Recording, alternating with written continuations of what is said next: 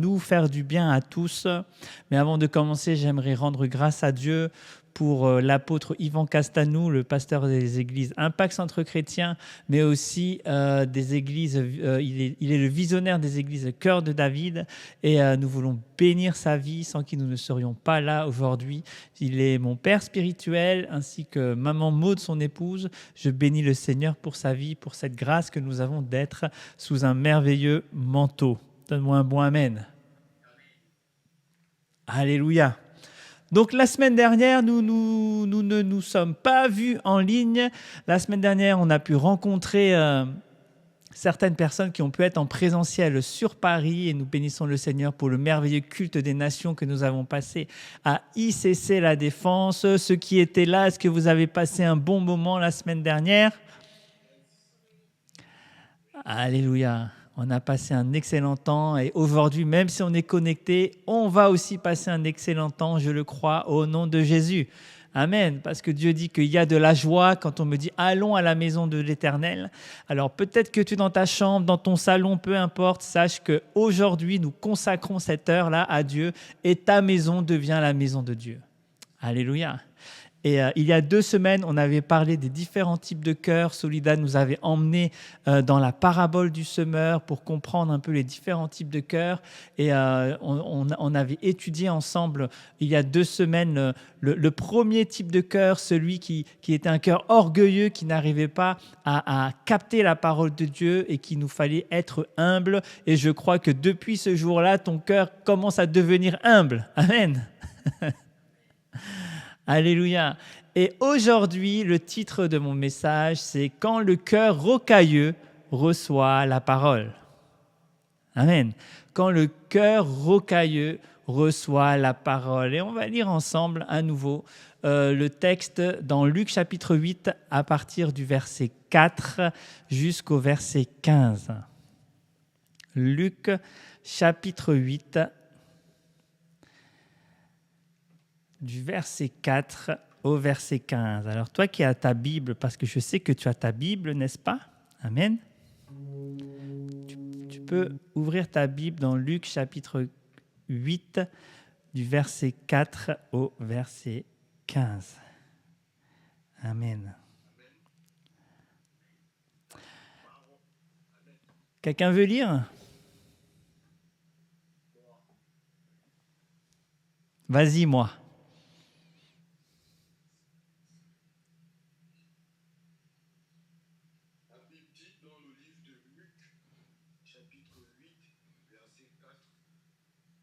À 15.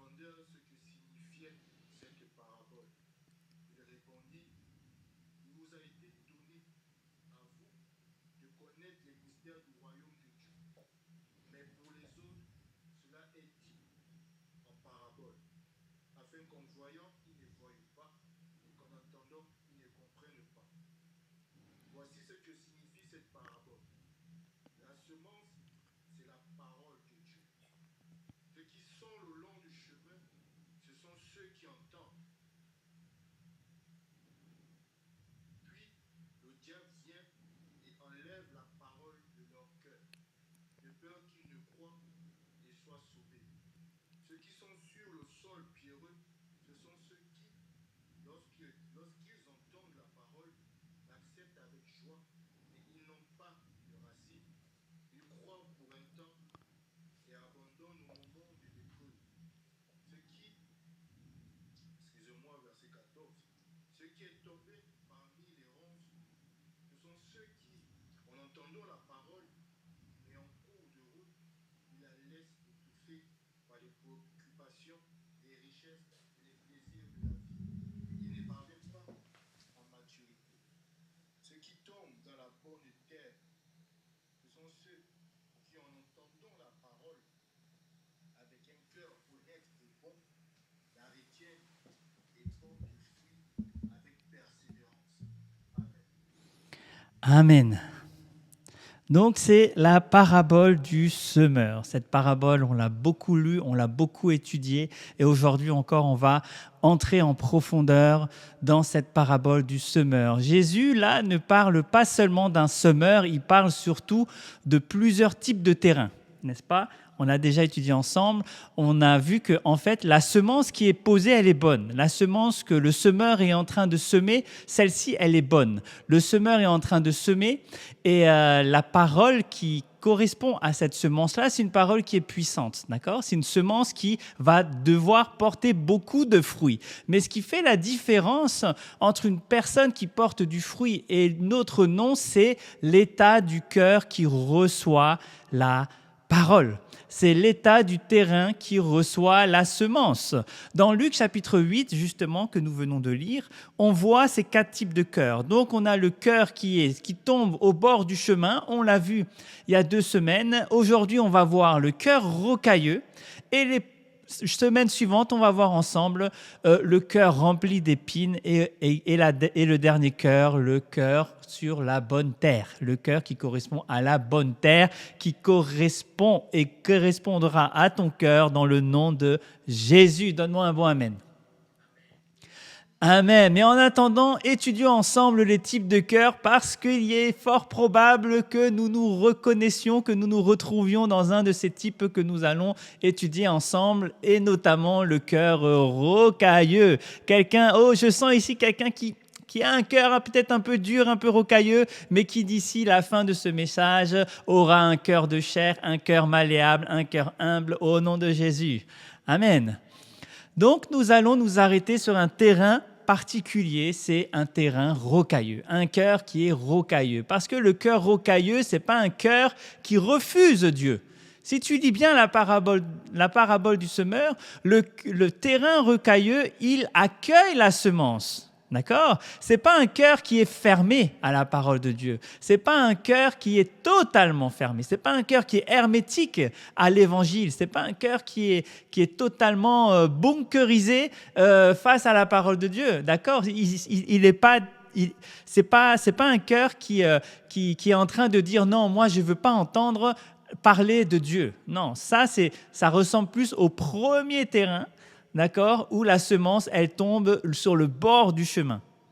Okay, où la semence est tombée sur le bord du chemin. Là, on parle d'un cœur qui reçoit la parole de Dieu, mais le cœur est rocailleux.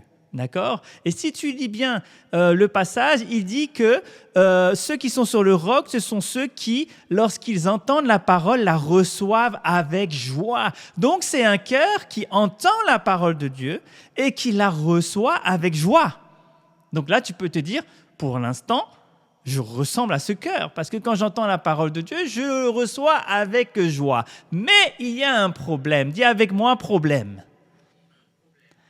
Le problème de ce cœur, le problème de ce terrain, c'est qu'il n'y a pas de profondeur. La semence ne peut pas prendre racine. Le verset 13 nous dit « Ils n'ont point de racine ». Le problème, c'est la profondeur. Le cœur rocailleux, il va recevoir la semence, mais la semence ne va pas s'enraciner. Verset 13, ceux qui sont sur le roc, ce sont ceux qui, lorsqu'ils entendent la parole, la reçoivent avec joie, mais ils n'ont point de racine. Le cœur rocailleux, c'est un cœur qui peut être touché pendant un culte. C'est un cœur qui peut entendre le message du culte et qui est touché. Ça lui parle, d'accord? C'est même peut-être une personne qui, pendant une prédication, va pleurer. Pendant un temps de prière, va être touchée par Dieu. Ça peut être une personne qui va dire Amen à toutes les phrases, qui va dire Amen très très fort. Tu connais ces personnes. On dit tu vas devenir riche. La personne dit Amen. Que Dieu te guérisse. Tu dis Amen. Voilà, ça peut être une personne qui est remplie d'émotions en fait. D'accord? Ce sont des personnes qui sont sincères lorsqu'ils écoutent la parole de Dieu. Mais Jésus dit que malheureusement, c'est un cœur qui n'a pas de racines. Et c'est là qu'on doit faire attention.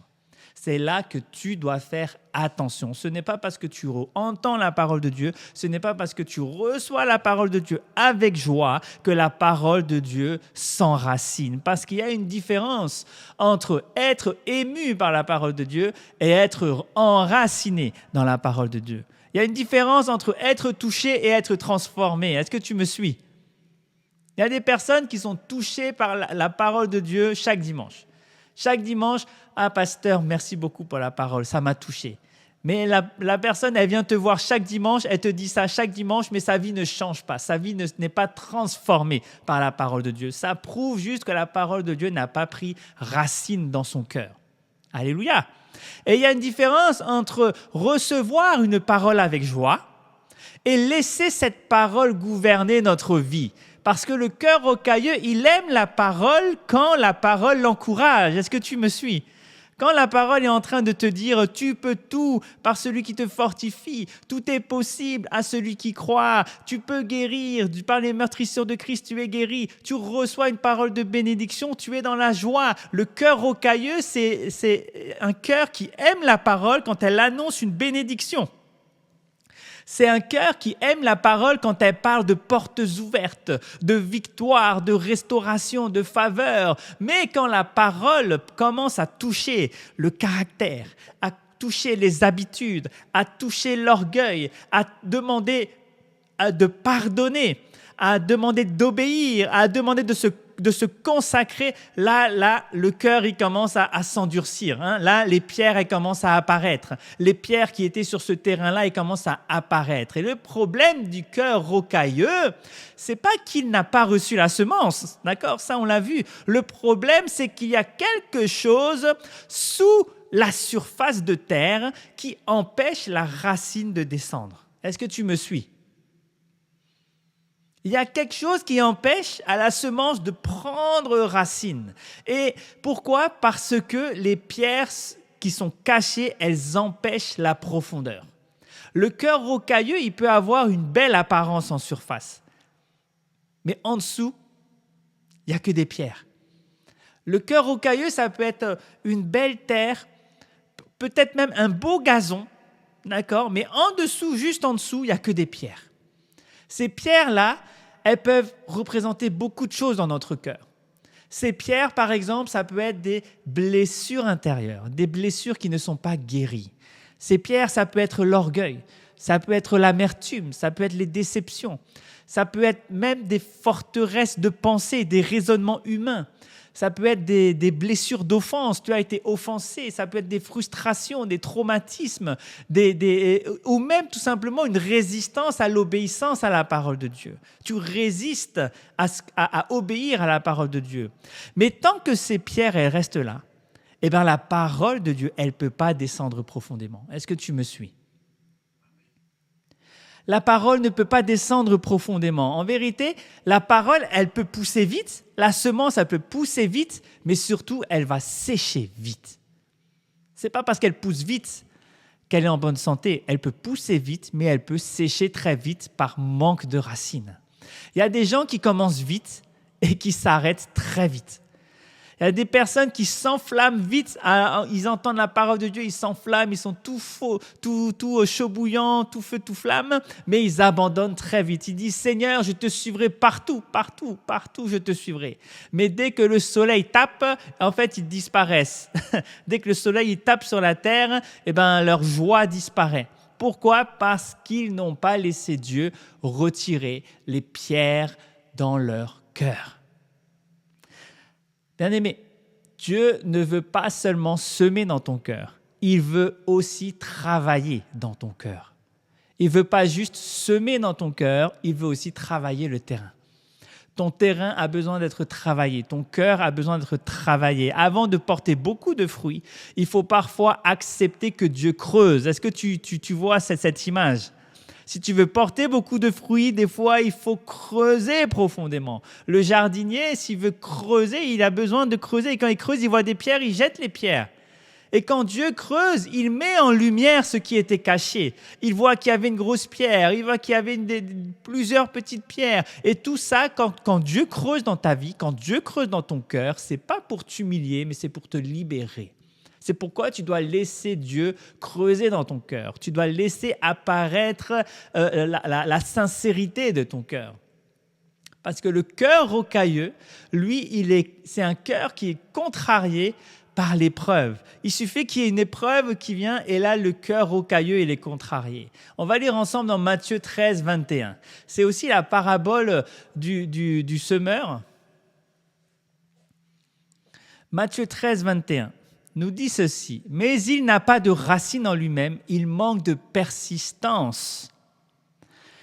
Et dès que survient une tribulation, une persécution à cause de la parole, il y trouve une occasion de chute. » La Bible dit que ce cœur-là, il commence à se manifester dès que survient une tribulation. Amen. En fait, la question, c'est pas est-ce qu'il y a une tribulation qui va arriver. La question, c'est quand elle arrive, comment je me comporte. Quand la tribulation arrive, qu'est-ce qui se passe? Ça veut dire que Jésus n'est pas en train de nous vendre du rêve. Il n'est pas en train de dire que la vie chrétienne, c'est une vie de bisounours. Si quelqu'un t'a dit, viens à Christ, tu verras, il y a tous tes problèmes qui vont être réglés, sache que c'est un mensonge. Sache que c'est un mensonge. Tous tes problèmes ne vont pas se régler automatiquement. Mais par contre, la parole de Dieu va transformer ta façon d'affronter le problème, la façon de surmonter les épreuves. Amen. Jésus n'est pas en train de nous promettre une marche sans opposition, une vie chrétienne sans pression. Non, il dit que la tribulation, elle va venir. Il dit que dès que survient une tribulation, c'est ce qu'il est en train de dire. Le problème du cœur rocailleux, c'est que ce cœur-là, il aime Dieu tant que Dieu ne le contrarie pas. Tant que tout se passe comme prévu, j'aime Dieu. Tant que les prières sont exaucées et elles doivent être exaucées rapidement, j'aime Dieu. Mon cœur est bien, j'aime Dieu. Tant que les portes s'ouvrent, tant que je suis béni, tant que ma femme est bénie, tant que ma famille est bénie, tant que mes enfants sont bénis, sont en bonne santé, mon cœur va bien. Mon cœur va très bien. Mais dès qu'il y a une contrariété qui vient contre son cœur, contre ce cœur, un retard dans la prière, une opposition dans la prière, une correction de Dieu ou une correction par tes autorités spirituelles, une persécution de ta foi, par exemple, une saison difficile où lorsque Dieu te dit « va servir », et toi là, j'ai pas envie de servir, j'ai pas envie de faire, je suis pas prêt, je suis pas capable, va évangéliser, j'ai pas envie de sortir, j'ai pas envie que les gens soient sauvés. Là, tu vois, il y a ton cœur qui commence à s'endurcir. Eh bien, écoute bien, l'épreuve, elle ne doit pas détruire ta foi. L'épreuve doit révéler ta foi. Amen. L'épreuve ne crée pas le problème. Souvent, elle révèle le problème qui était déjà dans ton cœur. Est-ce que tu vois la subtilité? L'épreuve, elle est là pour révéler ta foi. L'épreuve, elle est là pour voir qu'est-ce qui se cache dans ton cœur, qu'est-ce qui est enterré au fond. Quand une épreuve survient dans ta vie, en vérité, Dieu est en train de creuser et de voir est-ce qu'il n'y a pas des pierres dans cette terre. Quand le soleil se lève, il fait pas seulement grandir la plante, il révèle aussi si la plante a des racines. Parce que si la plante a des racines, la plante ne va pas sécher. Mais si la plante n'a pas de racines, le soleil va brûler.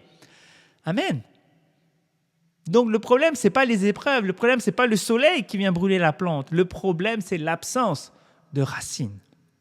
L'absence de profondeur. Et Dieu utilise l'épreuve pour produire la profondeur. Il y a des épreuves qui se passent dans ta vie pour produire la profondeur, pour que tu sois plus profond.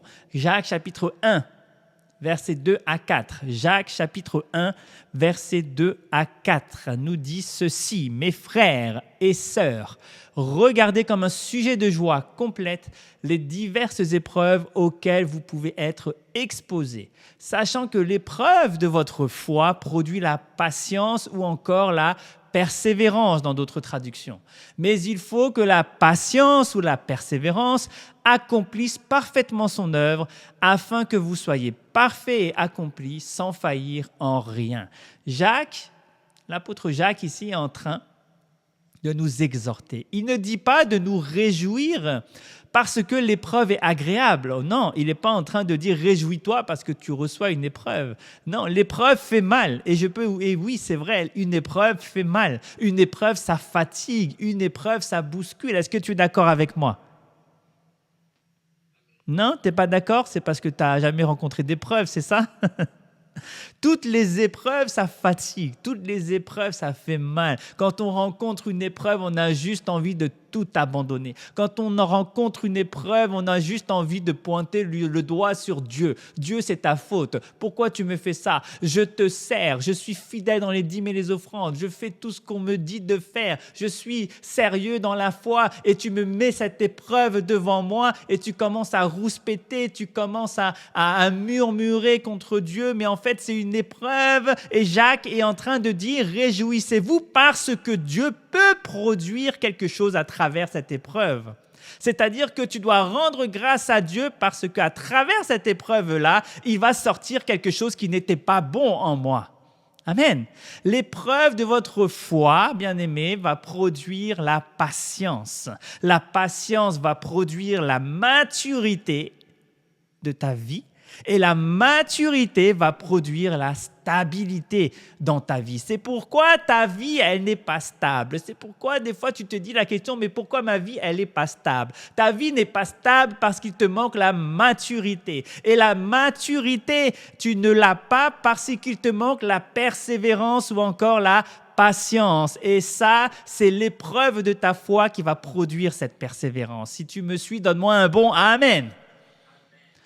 En tout cas, je prie que l'épreuve de ta foi produise la persévérance dans ta vie, que cette persévérance produise la maturité dans ta vie et que cette maturité produise la stabilité tant recherchée de ta vie. C'est ma prière pour toi dans le nom puissant de Jésus.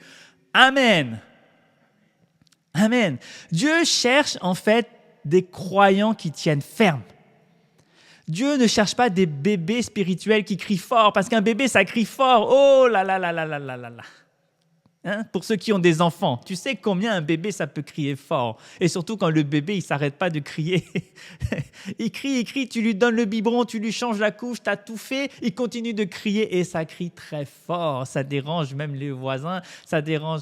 Tu as entendu, à la SNCF, ils ont même fait des wagons où ils n'autorisent pas les bébés, ils n'autorisent pas les enfants parce que ça crie fort. Un bébé, ça crie fort. Et un bébé spirituel, ça crie fort. Dieu ne cherche pas un croyant qui crie fort.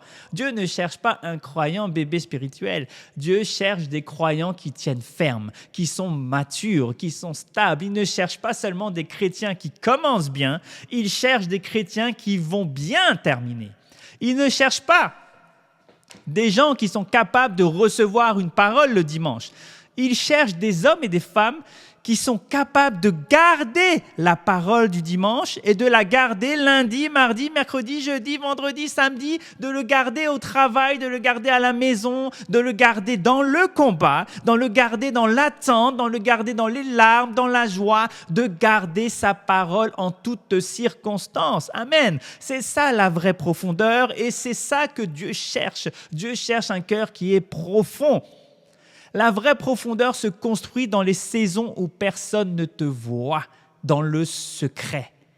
Là où tu es dans ta chambre, là où tu pleures, là où tu cherches Dieu à cause des épreuves de ta foi. Est-ce que tu me suis? Quand tu rencontres une épreuve, enferme-toi. La vraie foi grandit quand tu continues à croire, même quand tu ne comprends pas. Est-ce que ça t'est déjà arrivé? Tu rencontres une situation, tu ne comprends pas ce qui se passe. Pourtant, tu Tu sais théoriquement que Dieu est au contrôle.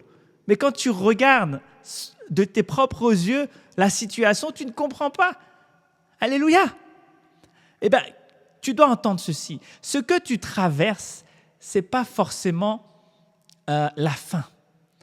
Les épreuves ne sont pas là pour t'enterrer, pour t'humilier. Non, les épreuves, c'est là pour t'enraciner.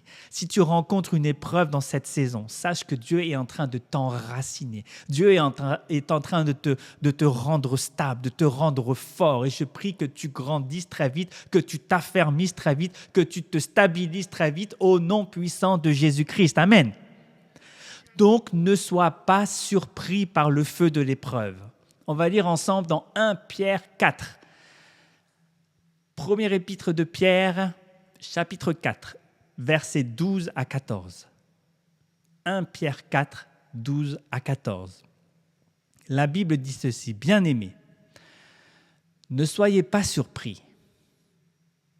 Ne soyez pas surpris, comme d'une chose étrange qui vous arrive, de la fournaise qui est au milieu de vous pour vous éprouver. » Pierre est en train de nous avertir. Il dit, ne soyez pas surpris, ne t'étonne pas d'avoir des épreuves, ne t'étonne pas que tout ne se passe pas comme tu avais prévu. L'épreuve fait partie du parcours de croissance.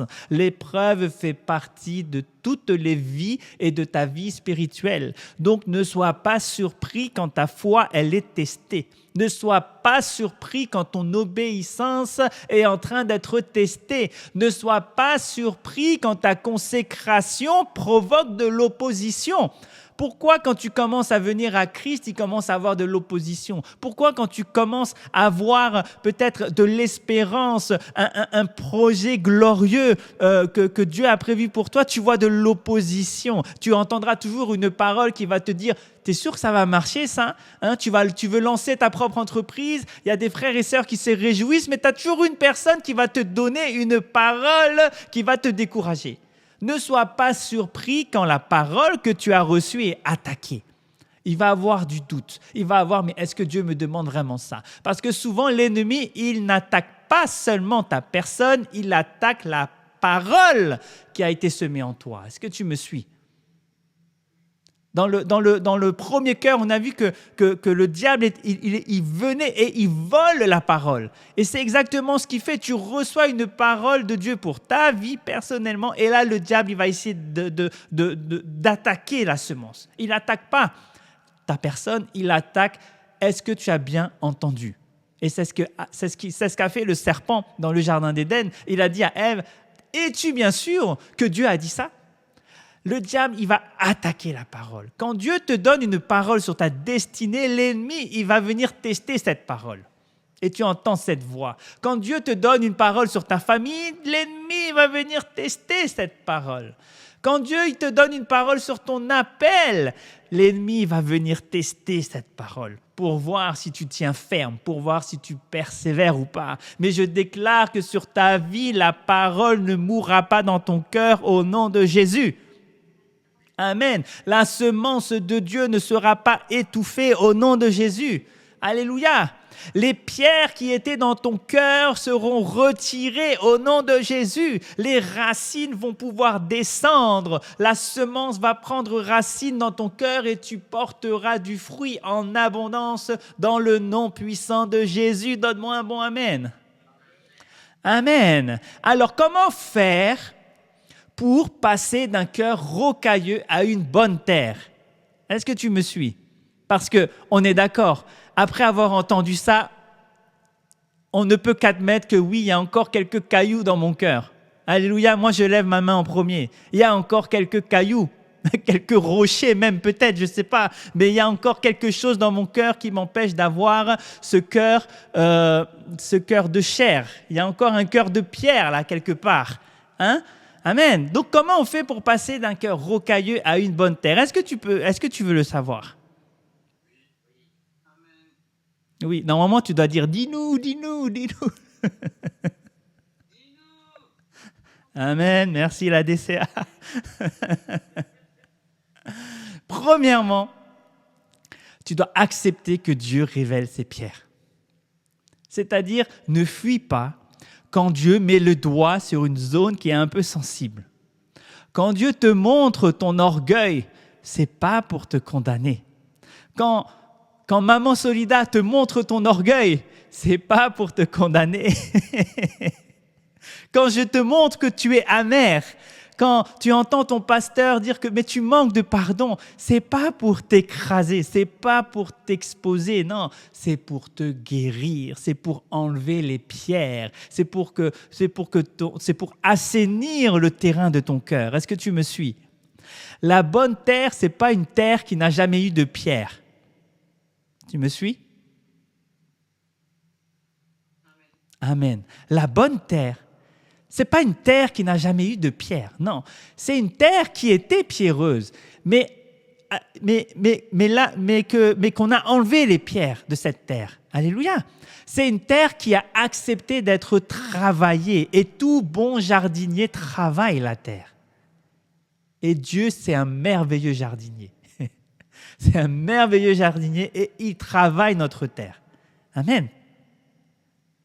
Deuxièmement, tu dois laisser la parole descendre plus profond que tes émotions qui sont à la surface.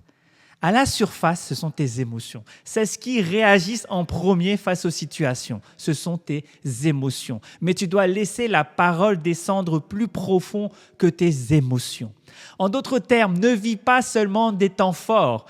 Tu peux te dire, moi j'aime bien cette église parce qu'ils ont une bonne louange, ils prient bien, alors je reste là, et puis j'aime bien, ce sont des temps forts, ce sont des cultes puissants, il y a beaucoup d'émotions spirituelles, mais ta vie en vérité, elle ne change pas. Non, tu dois laisser la parole descendre plus profond que tes émotions. Tu dois méditer la parole de Dieu, prier sur la base de la parole de Dieu. Tu dois obéir aux instructions de Dieu, à la parole de Dieu. Tu dois confesser, déclarer, proclamer, décréter la parole de Dieu. Tu dois garder la parole de Dieu dans ton cœur. Amen. Parce que ce n'est pas la parole entendue seulement qui produit du fruit, c'est la parole qui est gardée dans ton cœur et qui est pratiquée. La parole qui est gardée dans un cœur qui est honnête et bon, et non juste avec les émotions. Amen. Troisièmement, ne quitte pas Dieu quand tu es contrarié. Ne quitte pas Dieu quand tu es contrarié. Souvent, l'homme a juste le réflexe de vouloir quitter quand il est contrarié. C'est pour ça que beaucoup de jeunes couples divorcent ou beaucoup de jeunes couples qui ne sont pas encore mariés, qui sont sur le chemin des fiançailles, ils n'arrivent pas au mariage, ils se séparent avant parce qu'ils quittent lorsqu'ils sont contrariés. Amen. Beaucoup de gens quittent la prière parce qu'ils sont contrariés. Puis parce qu'ils sont contrariés, ils se sont dit « j'arrête de prier, j'arrête de lire la parole de Dieu ». Certains quittent l'Église parce qu'ils sont contrariés par le frère, par la sœur, par le service, par le pasteur, etc. Ils quittent l'appel, ils quittent le ministère, ils quittent l'engagement qu'ils avaient juste par contrariété. Mais aujourd'hui, le Seigneur te dit, ne laisse pas la contrariété décider de ta fidélité. Reste fidèle, fidèle à Dieu, fidèle à la parole de Dieu, fidèle à l'Église. Ce n'est pas parce que tu es contrarié que Dieu t'a abandonné. Est-ce que tu me suis ? Ce n'est pas parce que c'est difficile que Dieu n'est pas là. Ce n'est pas parce que tu pleures que la semence, elle est morte. Au contraire, si tu pleures, tu es en train d'arroser la semence. Ça, c'est bon pour toi au nom de Jésus. Amen. Alors pleure beaucoup si tu veux arroser la semence. Non, tiens bon, ferme, persévère. Dis à ton voisin, persévère. Persévère en un mot, pas en deux mots. C'est persévère, ce n'est pas le Père qui est sévère. Persévère, tiens bon, tiens ferme. Amen. Et justement, on vient à notre 4e point, développe ta persévérance. La persévérance, développe ta persévérance. Jacques dit que l'épreuve produit la patience. Comme je l'ai dit avant, l'épreuve produit la persévérance. La patience, la persévérance, ce n'est pas juste attendre. Persévérer, ce n'est pas juste...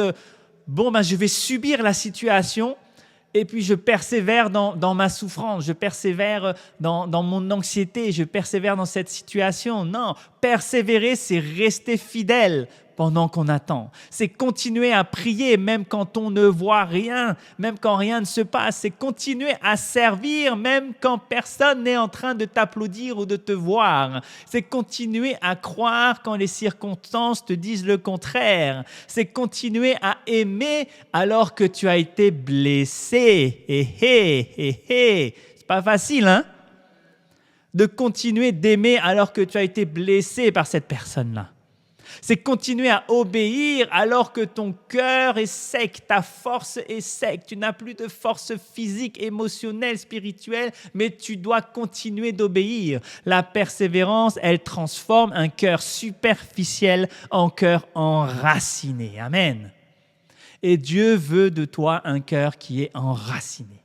Dieu veut de toi un cœur qui est profond. Aujourd'hui, la question, c'est pas est-ce que j'ai reçu la parole de Dieu? Est-ce que j'ai reçu la parole de Dieu dans mon cœur? La question, c'est jusqu'où cette parole est descendue en toi? Jusqu'où la parole de Dieu est descendue en toi? Est-ce qu'elle est restée à la surface? Est-ce qu'elle a touché une pierre? Est-ce qu'elle a traversé les pierres? Est-ce que cette parole de Dieu a touché ton caractère, a touché tes réactions? Est-ce que cette parole a touché tes blessures? Est-ce que la parole de Dieu a touché tes contrariétés? Dieu ne cherche pas seulement des cœurs qui reçoivent, il cherche des cœurs qui demeurent. Elle cherche des cœurs qui persévèrent, des cœurs qui sont profonds, enracinés, qui ne lâchent pas quand le soleil se lève, qui ne reculent pas dans l'épreuve, des cœurs qui disent « Seigneur, même contrarié, je reste attaché à toi. Même si je ne comprends pas, je reste attaché à ta parole. Même éprouvé, je garde ta parole dans mon cœur. Même dans la fournaise, même quand les ennemis m'attaquent, je ne lâche pas. Même quand je ne comprends pas, moi, je continue de croire et je choisis la fidélité. Parce que le cœur profond ne porte pas seulement du fruit dans les bonnes saisons. Le cœur profond, il ne porte pas du fruit juste quand tout va bien. Il porte du fruit même dans les tempêtes. Alléluia. Amen. Et aujourd'hui, je prie que le Saint-Esprit retire les pierres de nos cœurs au nom puissant de Jésus-Christ. Je déclare dans le nom de Jésus que les pierres de l'amertume, que les pierres de la frustration, que les pierres de l'orgueil qui étaient dans nos cœurs, que les pierres de la blessure, du découragement qui étaient dans nos cœurs, que le manque de pardon, la foi superficielle soit retirée de nos cœurs dans le nom puissant de Jésus-Christ. Alléluia. Amen. Souvent, c'est toi-même qui veux protéger ces pierres. Souvent, c'est toi-même qui veux garder ces pierres cachées. Tu ne montres que la façade. Tu ne montres que les faux semblants, comme on a chanté tout à l'heure. Tu veux montrer la belle pelouse, alors qu'en dessous, c'est tout pourri. Il y a plein de pierres. Ne protège plus ces pierres. Ne justifie surtout pas ces pierres. Ne cache pas ces pierres. Mais dis simplement, Seigneur, travaille dans mon cœur, fais de moi une bonne terre, retire ces pierres de mon cœur au nom de Jésus. Amen. Seigneur, aujourd'hui, je veux te donner nos cœurs. Je veux te donner mon cœur, Seigneur. Je reconnais que parfois, oui, quand j'entends une parole, j'ai de la joie, mais cette parole ne prend pas la profondeur. Cette parole ne prend pas racine. Je reconnais que certaines pierres, Seigneur, dans mon cœur, dans ma vie, empêchent la parole de prendre racine en moi. C'est une confession que tu dois dire dans ta prière. Seigneur, retire les pierres cachées, les blessures intérieures, l'orgueil qui est en nous, arrache l'amertume qui est en nous, Seigneur, et rend notre terrain rocailleux en bonne terre, dans le nom puissant de Jésus-Christ. Seigneur, aide-moi à garder la parole, aide-moi à persévérer, donne-moi la patience, donne-moi un cœur profond, un cœur fidèle, un cœur mature, un cœur stable, parce que c'est ce que tu recherches, Seigneur. Et je déclare que ta parole porte du fruit dans nos vies, dans le nom puissant de Jésus-Christ. Je déclare que les pierres sont retirées totalement dans le nom de Jésus. Je déclare que mes racines descendent maintenant, les racines de la semence de Dieu, les racines de la transformation de Dieu descendent dans notre cœur au nom puissant de Jésus-Christ. Je déclare que je ne sécherai pas et que je ne sécherai plus face à l'épreuve dans le nom puissant de Jésus. mais je déclare et décrète que je porterai du fruit en abondance, 30, 60, 100 pour 1, 100% au nom puissant de Jésus-Christ. Donne-moi un bon Amen. Amen. Que